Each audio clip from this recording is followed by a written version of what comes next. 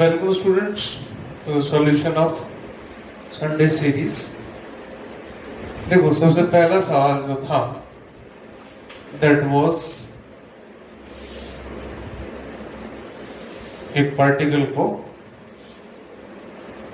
30 metre पर second speed से eight angle 22.5 degree है ना, इस लाइन को आगे खींच देते हैं, ऐसे फेंका, राइट।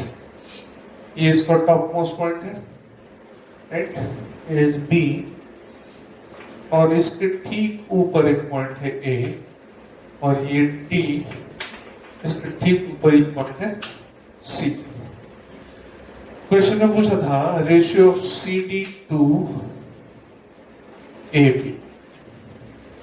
देखो इस क्वेश्चन में यू माइट हैव ट्राइड कि पहले हम क्या करें, ये टोटल हाइट निकालें या रेंज निकालें, फिर ट्रायंगल का मेथड लगाएं। जैसे मान लो इस पॉइंट को मैं ओ बोल देता हूं, इसको पी बोल देता हूं, ठीक है। तो यूजुअली जो मिसकंसेप्शन हो सकता है वो ये हो सकता है कि तुम्हें एक ट्रायंगल मिल रहा है ओ पी ए, ठीक है, तो ओ पी r/2, ये r, फिर उसके बाद अब ये डिस्टेंस यही तो निकाल दी, यहां तक जाओगे। यू माइट हैव थॉट, अब यहां पर एक कंसेप्ट है, वो कंसेप्ट की मैं बात करने जा रहा हूं। देखो एक सिंपल सी बात समझो, किसी पार्टिकल को किसी हाइट से छोड़ो, इनिशियल स्पीड 0, या किसी स्पीड से नीचे फेंको, या इनिशियल स्पीड से ऊपर फेंको, या किसी स्पीड से किसी एंगल में फेंको। इन चारों केसेस में ये सब t0 पर हो रहा, राइट। अब इसी टाइम t के बाद जो ट्रेवल्ड डिस्टेंस है, इस केस में जो ट्रेवल डिस्टेंस लिखोगे h equal to u0 half gt²। इसमें लिखोगे h ut plus half gt²। इसमें लिखोगे h is equal to ut minus half, वो इसलिए लोगे ना, u ऊपर की तरफ है, g नीचे की तरफ है, इसमें g सपोर्ट कर रहा है, तो इसलिए तुम ऐसा लिखोगे।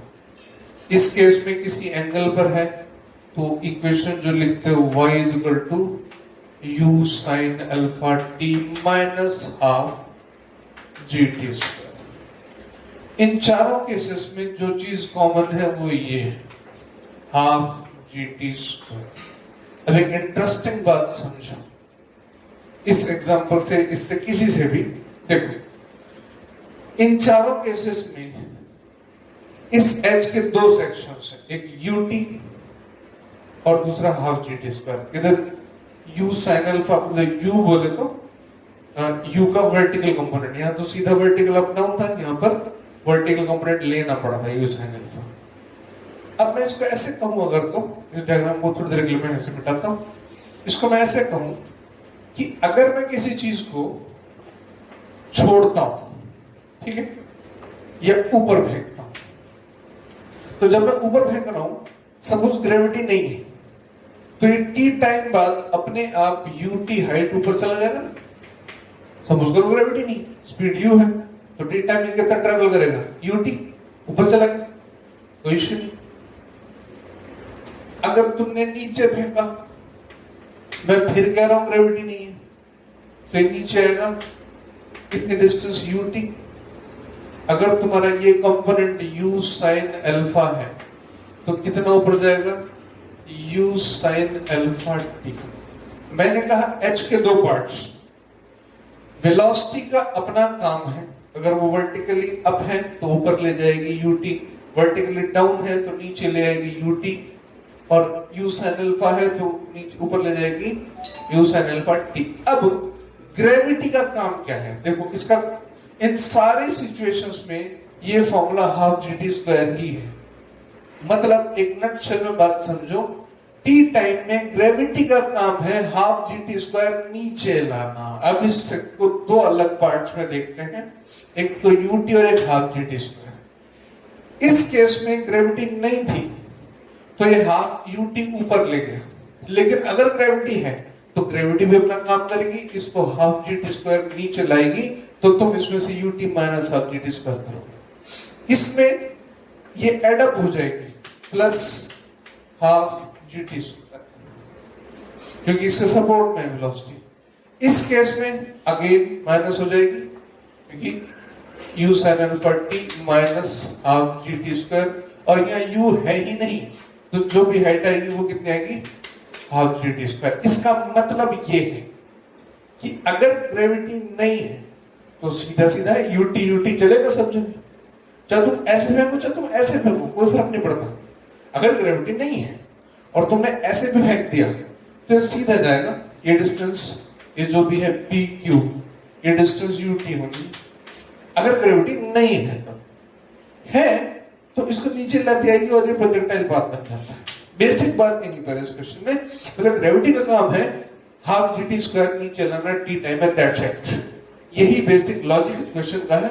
अब मैं इस क्वेश्चन का डायग्राम को ड्रॉ करता हूं, तो उसके बाद तुम्हें समझ में आएगा कि इस क्वेश्चन में एक्चुअली ये कंसेप्ट अगर मालूम है तो मैं करना कुछ भी नहीं है इसमें। ध्यान से देखो इस क्वेश्चन को मैं इस तरह से बनाता हूं, ये सी, ये डी, ये ए, ये बी। अब ये जो भी एंगल है, जो भी वेलोसिटी, ये पाथ होता सीधा ओ ए सी अगर ग्रेविटी नहीं होती तो। अब ये जो पॉइंट है बी, यहां पर definitely total time of flight का हाफ है और यहां पर टाइम है टी। अगर ग्रेविटी नहीं होती तो ये सीधा जाता और ये O C distance U into T हो जाता। I hope you are getting. और O A distance u into T by two हो जाती। लेकिन ग्रेविटी है और ग्रेविटी का काम क्या है, टी टाइम में हाफ जी टी स्क्वायर नीचे लाना। इसका मतलब ये जो डिस्टेंस है इतने टाइम में सीधा जाता है, लेकिन ये इतना नीचे आएगा, ये होना चाहिए half of G T by two का होल स्क्वायर, और ये होना चाहिए हाफ ऑफ जी टी का square, total time of flight. अब तुम्हें रेशियो किसका लेना है, C D upon A B. तो C D upon A B, C D है half G total T square और ए बी है half G T by two का होल स्क्वायर, ये हो गया 4। और कोई कैलकुलेशन नहीं, 22.5 डिग्री देख करके कोई लोग समझ सकते हैं कि इसको 45 यानी 2 थीटा कुछ है, तो नथिंग, कोई कंफ्यूजन नहीं, straight forward. This is the solution to this question. उसके बाद नेक्स्ट क्वेश्चन देखो, प्रोजेक्टाइल मोशन एक मैथमेटिक्स है बेसिकली। तुम अच्छे से बात समझ में आनी चाहिए फिजिक्स में कि अगर तुम सोचो कि प्रोजेक्टाइल मोशन में हमें कोई बेसिक कंसेप्ट्स मिल जाए, उस पर करना नहीं है, प्रैक्टिस का काम है। जैसे मैथमेटिक्स प्रैक्टिस पे बेस्ड होती है। अच्छा, अब एक फैक्ट बताता हूं, नेक्स्ट क्वेश्चन जो है उस पर, उस फैक्ट के बाद हम इस क्वेश्चन को आराम से कर लेंगे। एक बात समझो, हमें प्रोजेक्टाइल पाथ मैं ये बनाता हूं, ठीक है। ये पॉइंट लेता हूं P, इसके कोऑर्डिनेट्स है x, y, ये ओरिजिन है और ये इसका लास्ट पॉइंट। इसको इस लाइन से जोड़ते हैं, इसको इस लाइन से जोड़ते हैं, ये एंगल बनता है अल्फा, ये एंगल बनता है बीटा, और ये जो टेंजेंट है मतलब ये एंगल ऑफ प्रोजेक्शन, ये थीटा है, ठीक है।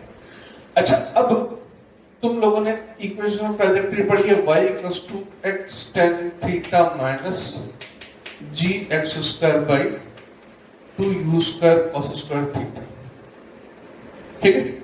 अच्छा, इसका एक और फॉर्म है, शायद तुमने पढ़ा हो, नहीं पढ़ा तो मैं बता देता हूं। यहाँ पे x tan थीटा कॉमन लेते हैं, यहाँ 1 बचेगा, 1 माइनस इधर बचा gx upon 2u square cos square theta, tan theta नीचे आ जाएगा, ठीक है। अच्छा, अब तुम ध्यान दो तो ये बनेगा x tan थीटा, ध्यान से देखो, u square cos square theta. cos square theta into tan theta मतलब साइन बाई कॉस। तो मैं इसको साइन बाई कॉस लिख दूं, साइन बाई कॉस, एक कॉस से एक कॉस चला गया, ये टू साइन कॉस मतलब sine two theta, U square sine two theta G नीचे ले आओ, तो ये बन गया 1 minus X upon U square sine two theta by G माने रेंज। ये एक और फॉर्म हो गई इसकी, y equals to x tan theta 1 minus x by r, right. अब इसको यूज करते हुए मैं एक काम और करता हूं, यहां से y by x is equal to tan theta, इसका एलसीएम लिया r minus x, last step y by x r upon r minus x is equal to tan theta. ये टेन थीटा की वैल्यू x y और r के terms में आती है, ठीक है। अच्छा अब हमारे यहां पर क्या काम इस चीज से, देखो ये वैल्यू यहां लिख देता हूं, y by x r by r minus x, ये टेन थीटा की यहां पे वैल्यू। अब इस डायग्राम पर आओ, ये पॉइंट जो है डेफिनेटली ये डिस्टेंस कितनी है x, ये y,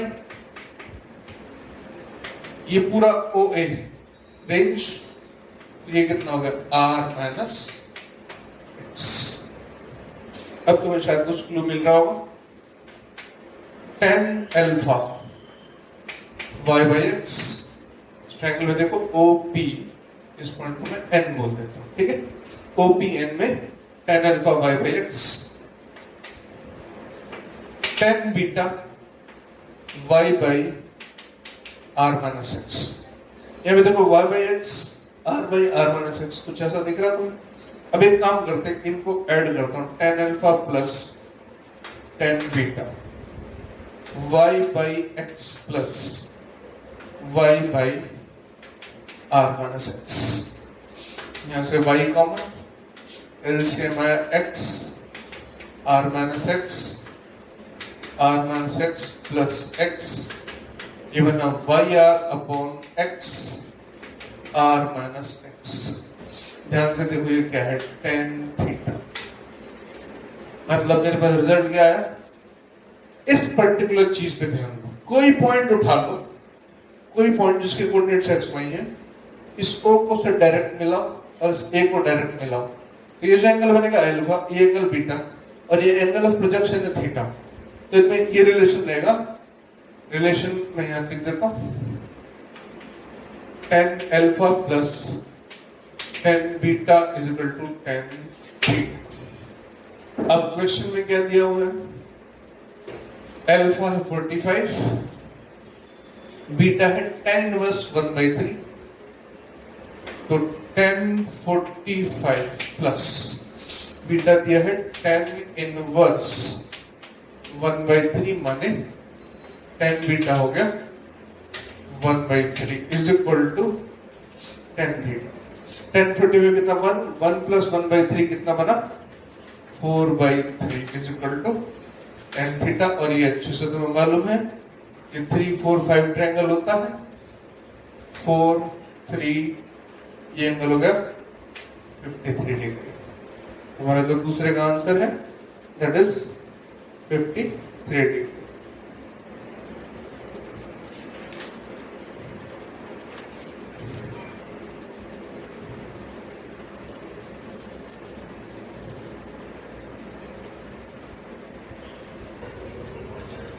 Well, let's come on the third question. देखो थर्ड क्वेश्चन का बेसिस थोड़ा सा बताता हूं पहले मैं तुम्हें। थर्ड क्वेश्चन में सपोज हमारे पास ये ब्लॉक है, ये कैपिटल है, ये स्मॉल है, राइट। अब हमें ये सरफेस इस केस में लेते हैं, ये स्मूथ सरफेस है, इनके बीच में फ्रिक्शन है, इन ब्लॉक्स के बीच में। अब एक बात अच्छे से दिमाग में होनी चाहिए, friction opposes the relative motion और टेंडेंसी ऑफ रिलेटिव मोशन। अब अगर नीचे फोर्स लग रहा है F, तो इसमें हमको एक जनरल मेथड है, चेक करना है कि साथ चलेंगे तो एक्सीलरेशन क्या होगा, साथ नहीं चलेंगे तो एक्सीलरेशन क्या होगा। तो डिफरेंट उसमें पहला चीज जब नीचे वाले ब्लॉक पे लगाते हैं तो इसमें अजम्पशन लेते हैं। इसको सॉल्व करने का सिंपल तरीका पहले ये कि अजम्पशन ये कि दोनों इकट्ठा चल रहे हैं। हमें पहले मान लेते हैं कि दोनों साथ चल रहे हैं। साथ चल रहे हैं तो भाई एक्सीलरेशन हो जाएगा total force upon total mass. अब ये अजम्पशन है। अब ये अजम्पशन सही है या नहीं इसको ऐसे चेक करेंगे। अब ये कैपिटल एम के रिलेटिव स्मॉल एम पर फोर्सेस देखो, कैपिटल एम खुद किससे मूव कर रहा है, एक्सीलरेशन ए से। तो कैपिटल एम के रिलेटिव इस पर सूडो फोर्स है एम ए। और अब मैंने बोला friction opposes the tendency of relative motion और रिलेटिव मोशन। तो कैपिटल एम के रिलेटिव स्मॉल एम का आ जाने की कोशिश करेगा पीछे, तो फ्रिक्शन कहां लगाएगा, कैपिटल एम स्मॉल एम पर, वो इधर लगाएगा कितना, म्यू एम जी। अब ये डिसीजन फैक्टर है। अगर m a less than mu m g है, मतलब कैपिटल एम के रिलेटिव जो स्मॉल एम पर फोर्स लग रहा है वो उस पर लगने वाले मैक्सिमम फ्रिक्शन से कम है, तो स्मॉल एम कैपिटल एम के रिलेटिव मूव नहीं करेगा। अब ध्यान देना मैं क्या बोल रहा हूं, स्मॉल एम कैपिटल एम के रिलेटिव मूव नहीं करेगा, साथ करेगा। अब तुम कार में एक बस में बैठे तो बस जिस स्पीड से चल रही तुम भी उससे चल रहे हो, तो तुम बस के रिलेटिव तो मूव ही नहीं कर रहे। लेकिन बस में तुम चलना शुरू कर दो तो बस के रिलेटिव मूव करने लग जाओ। वैसा इस ब्लॉक के रिलेटिव ये अगर मूव नहीं करेगा तो साथ चलेगा। मतलब ये कंडीशन किसकी है, टुगेदर, साथ चलेगी। तो यहां एक चीज तो क्लियर दिख रही है, m m cancel, a less than mu g. और अगर m a greater than mu m g हो गया तो ये सेपरेट चलेंगे, यानी ये फोर्स इससे ज्यादा हो गया तो कैपिटल एम के रिलेटिव स्मॉल एम मूव करेगा, यानी दोनों का एक्सीलरेशन अब डिफरेंट हो जाएगा। अब इस क्वेश्चन में पहले यही चेक करना, जैसे स्टेटमेंट दिया है 10 न्यूटन फोर्स के अराउंड, तो हम पहले एक काम करते हैं, कैपिटल एम भी 10 दिया है, स्मॉल एम भी 10 किलोग्राम दिया है, ठीक है। तो पहले तो मैं चेक करता हूं A equals to F upon small m plus capital M. मतलब मुझे क्या चेक करना है, एम ए और म्यू एम जी अलग अलग। अभी बीच में कोई मैं ग्रेटर देन लेसर देन का साइन नहीं लगा रहा, इसको इसके एम एम कैंसिल हो जाएगा। ए है F अपॉन 20, 10 प्लस 10, और ये है 0.1 इंटू 10 मतलब 1। अच्छा अब जरा इधर ध्यान दो, F अपॉन 20 और उधर आ गया कितना, 1। ये दोनों एक्चुअली बराबर कब होंगे, जब F कितना हो जाएगा 20, यानी 20 से लेसर अगर मान लो, तो F 20 से लेसर है, मान लो 15, तो ये कितना का 15 by 20 3/4 which is less than 1। मतलब ये म्यू एम जी ज्यादा, 20 होने पर ये m a mu m g के बराबर होगा, यानी कि 20 से पहले तक तो दोनों साथ चलेंगे, तो पहला स्टेटमेंट गलत होगा। डिसिसिव पॉइंट 10 न्यूटन नहीं है, 20 न्यूटन। 20 से लेसर तो इकट्ठा चलेंगे, और 20 के जस्ट 20 के से थोड़ा सा भी ज्यादा होगा तो दोनों सेपरेट चलेंगे। क्लियर? तो डिसिसिव फोर्स यहां पर ये हो गया, मतलब F मैं इक्वल टू लिख दो तो F इज इक्वल टू 20 होते के साथ ही सेपरेट हो जाएंगे। और बेटर सेइंग मैं इसको ऐसे बोल दूं कि F by 20 ग्रेटर देन 1, मतलब F ग्रेटर देन 20, ये होते के साथ ही दोनों अलग अलग चलना शुरू करेंगे, लेकिन 20 से पहले साथ चलेंगे। अब एक्सेलरेशन की बात करें कि इसका ज्यादा किसका कम होगा, तो भाई मान लेते हैं कि इसका ये फोर्स सपोज करो 30 न्यूटन। अब एक इंटरेस्टिंग बात देखने को होती है इस तरह के क्वेश्चन में कि इस पर जो भी फोर्स लगा F, स्मॉल m पर कौन फोर्स लगाएगा, कैपिटल M। कौन सा force, friction force mu m g. और ये स्मॉल एम कैपिटल एम पर पीछे फोर्स लगाएगा उतना ही म्यू एम जी। इस पर्टिकुलर केस में म्यू की वैल्यू है 0.1, एम है 10 न्यूटन 100, ये होगा 10 न्यूटन। अब दोनों को सेपरेटली डिस्कस करेंगे तो सूडो फोर्स की बात नहीं होगी। अब जब सेपरेट चलने लगेंगे तो सूडो फोर्स की बात नहीं होगी। अब जो भी कहानी चलेगी वो ग्राउंड के रिलेटिव चलेगी। ग्राउंड के रिलेटिव कैपिटल एम पर इधर फोर्स है एफ, स्मॉल एम पर इधर फोर्स है mu m g only, capital M पर म्यू एम जी पीछे, म्यू एम जी कितना है 10 न्यूटन। अच्छा, अब यहां पर क्या बात आई थी कि एफ ग्रेटर देन 20 न्यूटन होगा तब ये दोनों अलग अलग चलेंगे। तो उस कंडीशन में ये F minus 10 is equal to capital M में ए, इसको मैं A1 लिख देता हूं, इसके एक्सेलरेशन को A2 लिख देता हूं। ठीक है, हमने एक्सेलरेशन कंपेयर करने हैं। तो F minus 10 upon M, A1 कितना है 10 Newton, sorry 10 kilogram, F by 10 minus 10 by 10 1 A1, और इसकी वैल्यू 20 से ग्रेटर है, 20 या 20 से ग्रेटर, उधर उस पे आते हैं। इस पर फ्रिक्शन, इस पर फोर्स कौन सा, only mu m g is equal to M A2। और इंटरेस्टिंग बात है देखो कि इसका एक्सेलरेशन तो फिक्स है, तुम F कितना भी ज्यादा कर दो ये तो म्यू जी रहेगा। म्यू जी बोले तो 0.1 इंटू 10 1। यहां पर F की मिनिमम वैल्यू जो कि साथ चले ये 20 होगी, 20 बाई 10 2 2 माइनस 1 1। और अगर F 20 से ज्यादा हो गया तो A1 कितना हो गया, A1 1 से ज्यादा हो गया, A2 तो 1 होगा, इससे ज्यादा हो ही नहीं सकता। तो नीचे वाला जो ब्लॉक है उसका एक्सेलरेशन ऊपर वाले से कम तो कभी नहीं, उसका बराबर हो सकता है, कम कभी नहीं होगा। तो वो स्टेटमेंट भी गलत हो गया। तो we have first statement false, second false, third true and fourth false. That's the way to solving this problem. उसके बाद क्वेश्चन नंबर 4, क्वेश्चन नंबर 4 पर आते हैं। अगेन प्रोजेक्टाइल का क्वेश्चन हो गया, क्वेश्चन नंबर 4।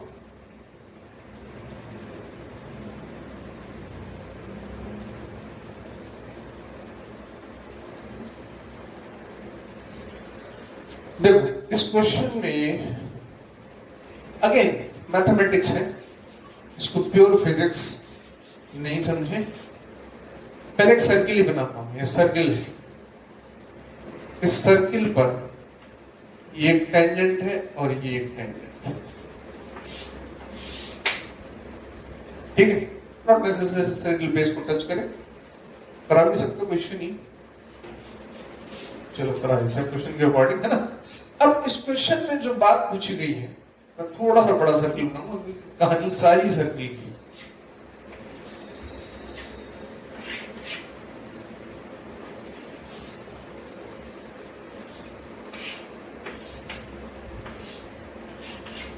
देखो ये सेंटर ऑफ सर्किल, ये मैं रेडियस ऐसे बनाऊं तो 90 का एंगल, ये भी, ये इस पॉइंट पर, ये पॉइंट ए, ये पॉइंट बी, ये पूरा एंगल 90 होगा, ये भी एंगल 90 होगा। फिर काम करता हूं मैं, इस ए और बी लाइन को जोड़ देता हूं। अब यहां से ए बी ये सेक्शन अलग प्रोजेक्टाइल हो गया, इधर स्पीड है u और यहां पर स्पीड मान लेता हूं मैं v है, और ये एंगल थीटा है। अब एक काम और करते हैं, यहां से नॉर्मल डाल देता हूं मैं, ये रेडियस r है, ये भी रेडियस r है। ठीक है, अब देखो ये थीटा, ये पूरा 90 माइनस थीटा, ये वापस थीटा हो गया, ध्यान से देख लो, ये थीटा, ठीक है। तो ये पूरा 90 था, ये हो गया 90 माइनस थीटा, तो ये हो गया थीटा। Got it.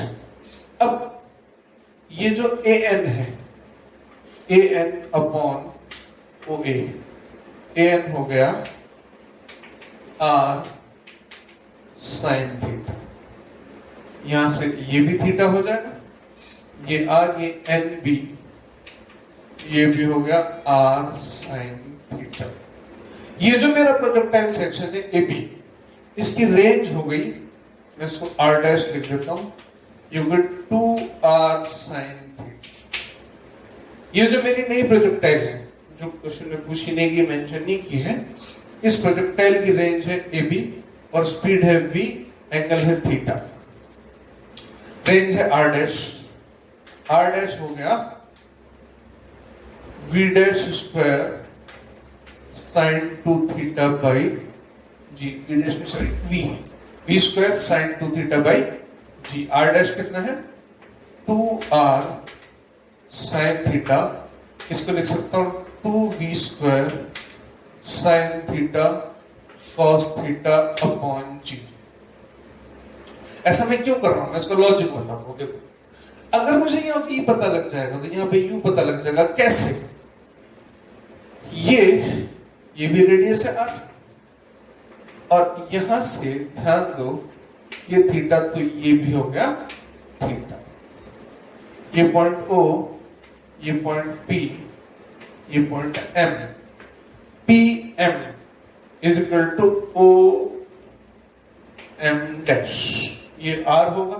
और ये सेक्शन AP, जो AP सेक्शन है, ये एंगल थीटा है, AP होगा R cos थीटा। तो ये जो पूरी हाइट है AM is equal to H AM। ध्यान देखो, इस पॉइंट जहां से स्पीड u है और जहां स्पीड v है, वो टोटल हाइट जो है वो है AP, ये AM R cos theta plus R plus R cos theta, या R1 प्लस cos थीटा। और मुझे अगर ये हाइट पता लग गई, ये वाली, यहां से यहां तक की, इस पॉइंट M से A तक की, तो मैं सिंपल एनर्जी कंजर्वेशन, यहां पर काइनेटिक एनर्जी कितनी, हाफ mu स्क्वायर, यहां पे कितनी, हाफ mv स्क्वायर, पोटेंशियल कितनी, mgh, सीधे सीधे उससे निकाल लूंगा तो u मेरे पास आ जाएगा। तो मैंने पहले v निकाला, मैं पहले v पे आया, ये मैंने इसको कैंसिल कर दिया, इससे 2 से 2 कैंसिल, ये होगा rg अपॉन cos थीटा, ये v स्क्वायर आ गया। अब मेरे काम की चीज जो है मैं वही लिखे रह देता हूं, ये हाइट हो गई h हाइट, और v मुझे मिल गया v स्क्वायर कितना, rg अपॉन cos थीटा। अब ये जो पॉइंट है स्टार्टिंग पॉइंट, ठीक है, इसको नाम देता हूं मैं mm dash, and p point यहां पे हो चुका, इसका नाम देता हूं मैं p, ठीक है। तो यहां पर potential energy, kinetic energy half mu square, potential 0। इस पॉइंट पर काइनेटिक एनर्जी कितनी, half m v square plus mgh, got it. अब ये mm सब जगह से कैंसिल, ये हो गया u square equals to v square plus 2gh। v square ये रहा, u स्क्वायर, v स्क्वायर कितना, rg upon cos theta plus 2g। h देखो कितना है, r 1 प्लस cos थीटा, और सिंप्लीफाई करके rg upon cos theta plus 2rg plus 2rg cos theta. ये separate term है, cos थीटा वाली टर्म ये हो गई rg upon cos theta plus 2rg cos theta. अब मैं थोड़ी देर के लिए डायग्राम मिटा देता हूं। मेरे पास v स्क्वायर आ गया, सॉरी u स्क्वायर आ गया, देखो ध्यान से, rg upon cos theta plus 2rg cos theta, common rg को मैंने ऐसे कॉमन ले लिया, cos theta LCM 1 plus 2 cos square theta, right, ये होगा u स्क्वायर। ये सॉल्यूशन तुम्हें लंबा लग रहा होगा, लेकिन अगर तुम्हें बेसिक बात मालूम है तो विद इन 1 और 1.5 मिनट्स आराम से सॉल्व हो सकता है, जो मैंने विजुअल लॉजिक तुम्हें बताया। Got it? अब देखो यहां पे क्वेश्चन है, what is the value of you minimum? You minimum, तो यू मिनिमम, अब आर और जी तो कांस्टेंट है, मिनिमम सिर्फ इसका होना पॉसिबल है।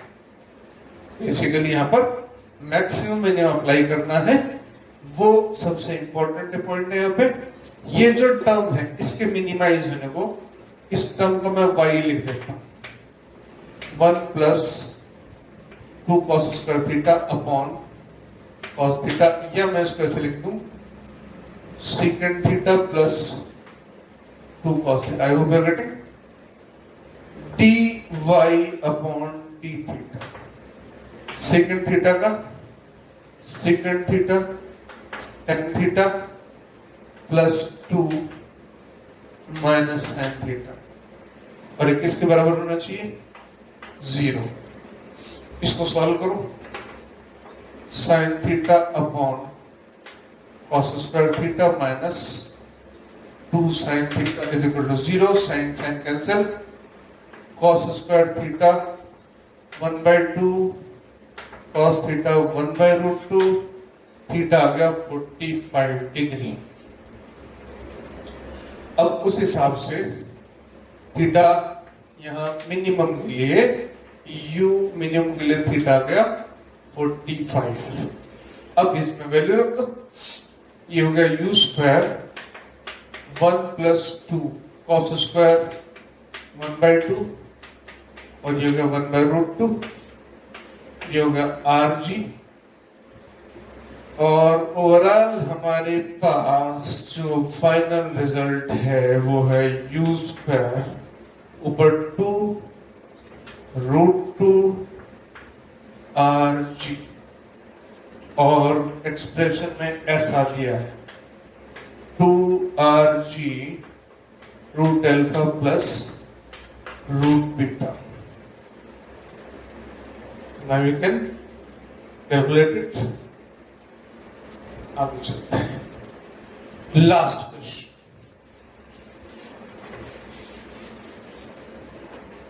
Relative acceleration. देखो रिलेटिव का मतलब अगर समझते हो अच्छे से तो बहुत सीधी सी बात ये है। मैं एक सिंपल प्लेन एग्जांपल लेता हूं। एक पार्टिकल है ए, एक पार्टिकल है बी, इसकी वेलोसिटी है वी ए, इसकी वेलोसिटी है वी बी, इसका एक्सेलरेशन है ए ए, इसका एक्सेलरेशन है ए बी। तो अगर मैं लिखता हूं वी ए बी मतलब velocity of A relative to B, जिसके रिलेटिव निकालते हैं उसको सब्ट्रैक्ट करते हैं, दिमाग में रखो बस। Relative to B V A minus V B, ऐसे ही A B A minus A B, same उल्टा कर सकते हो, V B minus V A B minus A. एक ही बात कहना चाह रहा हूं इसमें मैं, रिलेटिव निकालना है ए बी तो ए माइनस बी, बी ए तो बी माइनस ए, वेलोसिटी या एक्सेलरेशन एनीथिंग। अच्छा अब इस क्वेश्चन पर आते हैं एग्जैक्टली। देखो इस तरह क्वेश्चन में कोई खास इतना बात होती है कि सोचने की, अगर बच्चे के बारे में उलझते हैं तो पहले इसको दो पार्ट्स में डिवाइड करते हैं। देखो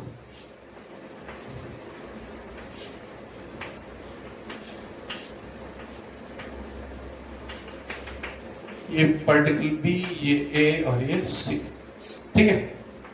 ये एक्सेलरेशन जो है ए बी, इसमें लिखा है बी, इसकी वैल्यू है 1। ये एक्सेलरेशन है ए सी, इसको लिखा है सी, इसकी वैल्यू भी 1 है। और इसका जो एक्सेलरेशन है ए इज इक्वल टू ए, वो इसके रिलेटिव पूछा है, यानी हमें इसकी वैल्यू फाइंड आउट करनी। अब एक काम करते हैं, ये नोटेशंस हटाते हैं पहले, बहुत ज्यादा कंफ्यूजिंग हो जाएगा। एक बात समझो, पहले काम करते हैं कि हमें मानते हैं कि वैल्यू नहीं चल रही, तो जो भी इसका एक्सेलरेशन है, मान लो ए नॉट है, ये जितना आगे सरके गए रस्सी, ये ध्यान रखना वेज मूव नहीं कर रही, ठीक है, वेज को मूव नहीं करा रहा, तो ये जितना एक्सेलरेशन से आगे चलेगा, जितना रस्सी आगे चलेगी, उतना रस्सी यहां से नीचे जाएगी। मतलब अभी इसका एक्सेलरेशन कितना होगा, ए नॉट, किसके रिलेटिव हो गया, इस सी के रिलेटिव। अब ध्यान दो, सी मूव नहीं कर रहा, तो इसके रिलेटिव एक्सेलरेशन कितना हो गया, ए नॉट। अब खुद सी भी मूव करे, इसको भी लिख देता हूं ए सी, ये है ए ए, वेक्टर फॉर्म में बाद में देखेंगे, ठीक है। अब जैसे सी मूव करने लग गया, क्वेश्चन पूछा ही यही क्या है, acceleration of A with respect to C, यानी ए माइनस ए सी। अच्छा, अब जरा इन दोनों वेक्टर्स को देखो, ए इस तरफ और ए सी इस तरफ, ये एंगल दोनों में कितना आ गया, ये 60, ये 30, ये 90 है, ये हो गया 120 डिग्री। मुझे निकालना क्या है, A C, acceleration of A with respect to C, वो ग्राउंड के रिलेटिव ए नॉट था, अभी मैं उस पर आता हूं, और ए सी का मैग्नीट्यूड भी 1 ही है, उसको भी मैं ए नॉट लिख देता हूं, 1 ही है ना भाई, मॉडुलस क्वेश्चन। मैं इस पे आता हूं, ए सी का मॉड जो होगा वो होगा A square plus A C square minus 2a C cos of theta, cos theta, theta कौन सा, 120, ये कितना है, A naught square plus A naught square minus 2a naught square, A naught है ना, और cos 120 minus half, A naught square plus A naught square minus half, ये हो गया plus A naught square root 3 A naught square, A naught कितना है 1, ये आ गया √3। Now I hope you have got the answer.